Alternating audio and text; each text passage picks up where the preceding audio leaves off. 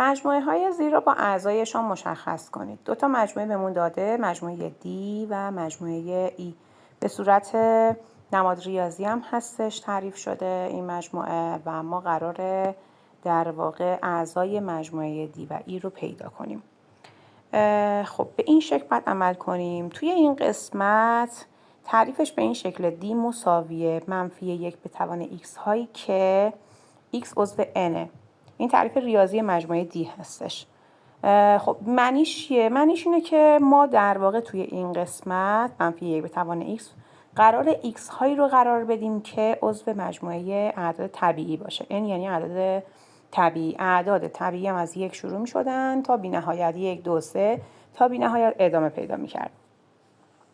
پس من مجازم به جای این X اعداد طبیعی رو قرار بدم.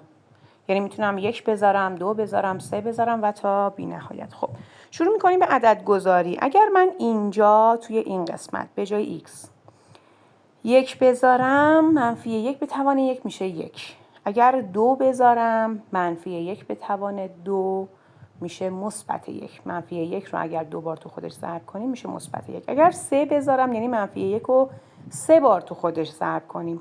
خب منفی 1 رو 3 بار تو خودش ضرب کنیم باز میشه منفی 1. اگر 4 بذاریم منفی 1 در واقع 4 بار اگر تو خودش ضرب بشه علامت‌های منفی تبدیل میشن به علامت مثبت. یه نکته خیلی مهم اینجا ما میتونیم بهش برسیم، این که اگر توان منفی 1 زوج باشه کلا جوابش میشه مثبت 1. اگر توانش فرد باشه اون وقت کلا جوابش میشه منفی 1. پس کلا این مجموعه 2 تا جواب بیشتر نداره. یه دونه در واقع میتونیم بگیم مثبت 1 هستش و یه دونه هم منفی 1. اگر توان منفی 1 در واقع زوج بود ما به عدد 1 میرسیم، چون اگر زوج بار منفی 1 تو خودش ضرب بشه بالاخره به عدد مثبت 1 میرسه. و اگر این X یعنی توان منفی 1 عددی فرد باشه، فرد بار اگر منفی 1 تو خودش ضرب بشه به عدد منفی 1 میرسیم. این برای قسمت D بوده. پس 2 تا عضو بیشتر نداره. قسمت E تعریف مجموعش به این شکله: X بر روی X به علاوه 1 هایی که X عضو Z یعنی اعداد صحیح، یعنی مثبت ها، صفر و منفی ها، و محدوده Xش هم بین منفی 1 و 2 هستش. چون در واقع این علامت کمتر مساوی و علامت بیشتر مساوی نیستش، بنابراین منفی 1 و 2 هم عضو این اعضای ایکسمون نمیتونه باشه.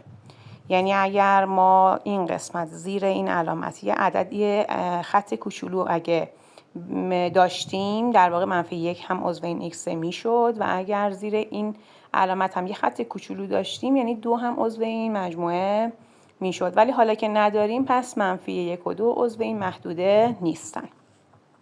خب اعضای مجموعه ای رو به چه صورت باید پیدا کنیم؟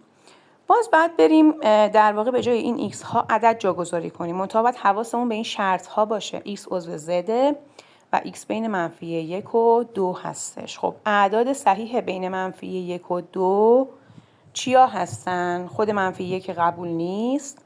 خب در واقع قبل از منفی 1 به سمت مثبت ها اگر حرکت کنیم میشه 0. یه دونه 0 رو میتونیم بذاریم به جای x. یه دونه 1 رو میتونیم بذاریم و 2 هم که نمیتونیم بذاریم. درسته؟ یعنی فقط میتونیم 0 رو بذاریم و 1. یعنی در واقع مجاز هستیم به جای x یه بار 0 بذاریم یه بار 1 بذاریم. اگر 0 بذاریم خب صورت کسر 0 میشه. هرگاه صورت کسر 0 بشه کل کسرمون در واقع 0 میشه. و اگر اینجا 1 بذاریم 1 بر روی این قسمت هم 1 به علاوه 1 میشه 2 و کلا میشه 1/2. پس مجموعه ای 2 تا عضو داره در واقع به این شکل. عضو اولش که 0 رو جاگذاری کنیم به 0 میرسیم و عضو دومش هم 1 رو جاگذاری کنیم و به عدد 1/2 میرسیم.